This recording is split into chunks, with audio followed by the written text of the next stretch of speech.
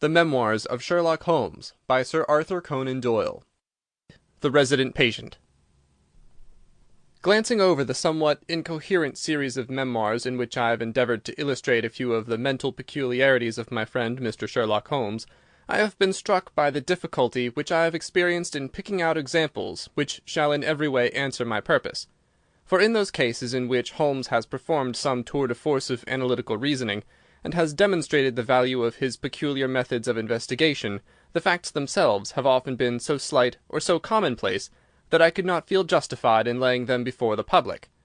On the other hand, it has frequently happened that he has been concerned in some research where the facts have been of the most remarkable and dramatic character, but where the share which he has himself taken in determining their causes has been less pronounced than I, as his biographer, could wish.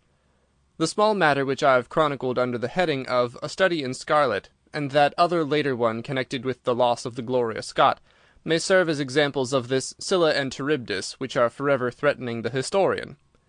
It may be that in the business of which I am now about to write, the part which my friend played is not sufficiently accentuated, and yet the whole train of circumstances is so remarkable that I cannot bring myself to omit it entirely from this series.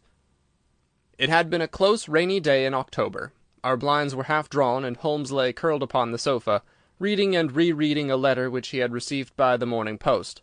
For myself, my term of service in India had trained me to stand heat better than cold, and a thermometer of 90 was no hardship. But the paper was uninteresting. Parliament had risen, everybody was out of town, and I yearned for the glades of the New Forest or the shingle of South Sea.